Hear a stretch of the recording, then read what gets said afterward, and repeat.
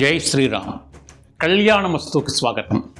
ప్రతి సంవత్సరం వాడవాడల అందరూ కలిసి కుటుంబ వేడుకలా జరుపుకునేటువంటి సీతారాముల కళ్యాణ సమయంలో మనం అభిజిత్ లగ్నం, అభిజిత్ ముహూర్తం అనేటువంటి మాటలు వింటూ ఉంటాం. సాధారణంగా మానవ కళ్యాణ సమయాల్లో అయితే సుముహూర్తం అనే మాట వినిపిస్తూ ఉంటుంది. కానీ కేవలం సీతారాముల కళ్యాణ సమయంలోనే ఈ అభిజిత్ ముహూర్తం అనేటువంటి మాట మనం వింటూ ఉంటాం. అసలు అభిజిత్ ముహూర్తం అంటే ఏమిటి? అభిజిత్ ముహూర్తంలోనే సీతారాముల కళ్యాణం ఎందుకు చేయాలి అనేటువంటి విషయాలు సవివరంగా మీకు వినిపించే ప్రయత్నం చేస్తాను ఈ వీడియో ద్వారా. దయచేసి వీడియో పూర్తిగా చూసి మీ అభిప్రాయాన్ని యూట్యూబ్లో కామెంట్గా రాయండి.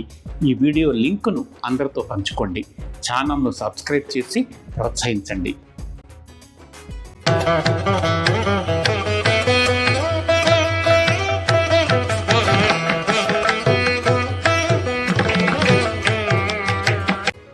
ప్రతి సంవత్సరం శ్రీరామనవమి నాడు ఒక పండుగలాగా మనందరం కలిసి చేసుకునేటువంటి సీతారాముల కళ్యాణాన్ని అభిజిత్ లగ్నంలో చేస్తారు అని వింటూ ఉంటాం. నిజానికి అభిజిత్ లగ్నం అనే మాటని వాడుకలో అనేస్తారు, కానీ వాస్తవానికి అది అభిజిత్ ముహూర్తమే, లగ్నం కాదు. లగ్నం అనేటువంటిది రాశి ఆధారమైతే ముహూర్తం సమయ ఆధారమైంది. అభిజిత్ ముహూర్తం అంటే జయించే శక్తి ఉన్నటువంటి ముహూర్త సమయము అని. అభిజిత్ ముహూర్తం గురించి తెలుసుకునేటువంటి ముందు ముహూర్తం అంటే ఏంటో తెలుసుకునే ప్రయత్నం చేద్దాం.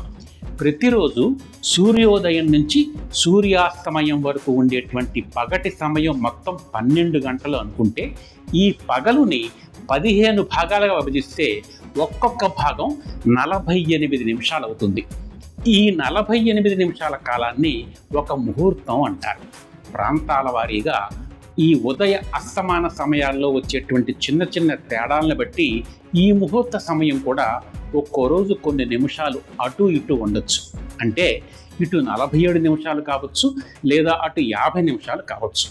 పగలు 12 గంటల కాలాన్ని 15 భాగాలుగా విభజించి ఆ 15 భాగాల్లో ప్రతిరోజు సూర్యోదయం తర్వాత వచ్చేటువంటి 8వ ముహూర్త కాలాన్ని, అంటే సరిగ్గా రోజులో మధ్య భాగంలో వచ్చేటువంటి 48 నిమిషాల ముహూర్త కాలాన్ని అభిజిత్ ముహూర్తం అంటారు. అంటే సాధారణంగా మధ్యాహ్నం 12 గంటలకు 24 నిమిషాల ముందు, 12 గంటల తర్వాత 24 నిమిషాల వరకు ఉన్నటువంటి ఈ 48 నిమిషాల కాలాన్ని అభిజిత్ ముహూర్తం అంటారు.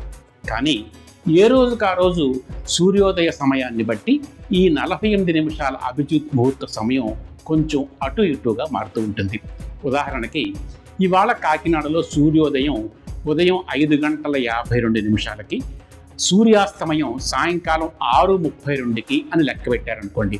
దాన్ని బట్టి సరిగ్గా మధ్యాహ్న కాలం లెక్క పెడితే అది 12 గంటల 12 నిమిషాలకు అవుతుంది. అంటే ఆ 12 గంటల 12 నిమిషాలకి ముందు 24 నిమిషాలు, ఆ తరువాతి 24 నిమిషాలు తీసుకుంటే ఇవాల్టి అభిజిత్ ముహూర్తం 11 గంటల 48 నిమిషాల నుంచి 12 గంటల 36 నిమిషాల వరకు మధ్య ఉంటుందన్నమాట.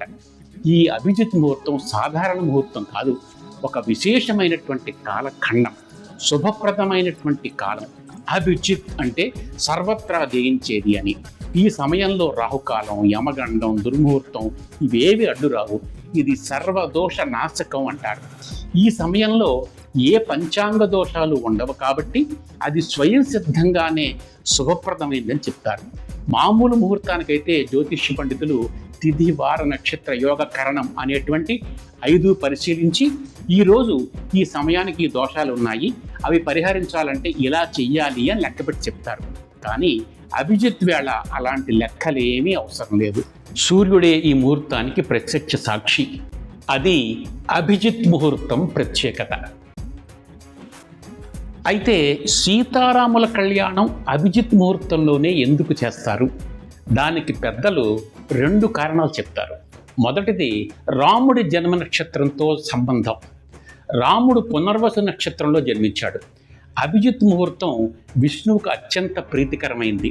రాముడు విష్ణువు యొక్క అవతారం కాబట్టి విష్ణువుకు ప్రీతికరమైనటువంటి ఈ ముహూర్తం అన్ని రకాలుగా అనుకూలమైనదని భావించి అభిజిత్ ముహూర్తంలో సీతారాముల కళ్యాణం చేస్తారు అని చెప్తారు.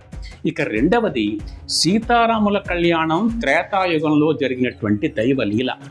మనం ప్రతి సంవత్సరం దాన్ని లోకక్షేమం కోసం భావనాత్మకంగా పునరావృతం చేస్తున్నాం. కాబట్టి ఇక్కడ వ్యక్తిగత జాతకాలు, గుణమేళనం అవసరం లేదు.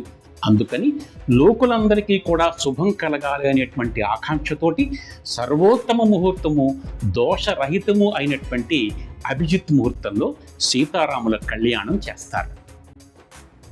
ఇక్కడ వెంటనే మనకు ఒక సందేహం వస్తుంది, మరి మానవ వివాహాలు కూడా అన్నీ అభిజిత్ ముహూర్తంలోనే చెయ్యొచ్చు కదా అని.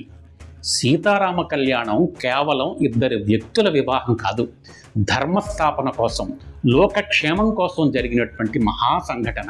ఎప్పుడో త్రేతాయుగంలో కొన్ని లక్షల సంవత్సరాల క్రితం జరిగినప్పటికీ మనం ప్రతి ఏటా దాన్ని భావనామాత్రంగా ఆచరించడం ద్వారా లోక కళ్యాణాన్ని కోరుకుంటాం. కానీ మానవ వివాహాలు అలా కాదు, ఒక కుటుంబ నిర్మాణానికి, ఇద్దరు వ్యక్తుల జీవిత ప్రయాణానికి ఆరంభం.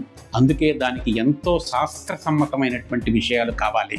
ముందుగా వధూవరుల నక్షత్రాలు, రాసులు పరిశీలిస్తారు, గుణ సమ్మేళనం చేస్తారు, వారి స్వభావం చూస్తారు, జీవన అనుకూలత అంచనా వేస్తారు. తర్వాత జాతకాలు విశ్లేషించి గ్రహస్థితి అనుకూలంగా ఉన్నది లేనిది చూస్తారు. శుభతిథి, అనుకూలమైనటువంటి నక్షత్రం, శుభ లగ్నం ఎంపిక చేసి రాహుకాలం, దుర్ముహూర్తం లేకుండా జాగ్రత్త పడతారు. వధూవరులకి తారాబలం, చంద్రబలం ఉండేలాగా చూసి అన్ని అంశాలు సమన్వయంగా ఉన్నప్పుడు మాత్రమే ముహూర్తం నిర్ణయిస్తారు. సీతారామ కళ్యాణం దైవ సంకల్పంతో జరిగినటువంటి పరిపూర్ణమైన సంఘటన అయితే, మానవ వివాహాలు శాస్త్ర నియమాలకు లోబడి అనేక అంశాల సమతుల్యతతో నిర్ణయించబడేటువంటి శుభకార్యాలు. అది రెండింటికి తేడా. ఇవి అభిజిత్ ముహూర్త విశేషాలు. ఈ వీడియో మీద మీ విలువైన అభిప్రాయాన్ని యూట్యూబ్లో కామెంట్గా రాయండి. ఈ వీడియో లింకును అందరితో పంచుకోండి. ఛానల్ను సబ్స్క్రైబ్ చేసి గంట మీద నొక్కండి. మరొక ఆసక్తికరమైన అంశంతో మళ్ళీ కలుద్దాం. అంతవరకు కళ్యాణమస్తు.